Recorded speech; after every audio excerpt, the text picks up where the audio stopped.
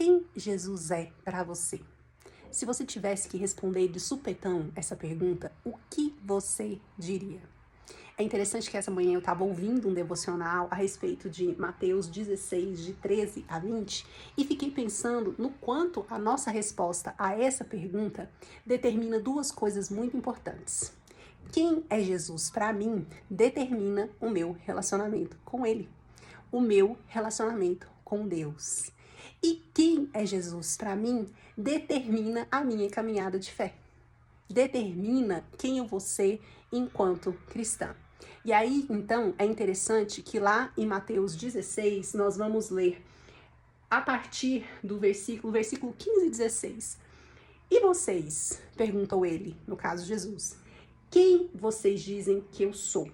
Simão Pedro respondeu: o Senhor é o Cristo, o Filho do Deus vivo.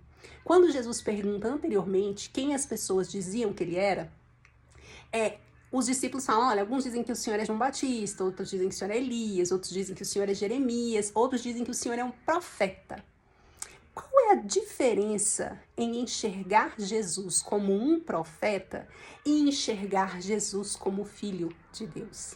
Em primeiro lugar, como diz lá em próprio Hebreus, a respeito de Elias, inclusive, ele era um homem como nós. Quando nós enxergamos Jesus como outra coisa, senão o Filho do Deus vivo, nós o colocamos num patamar como nós.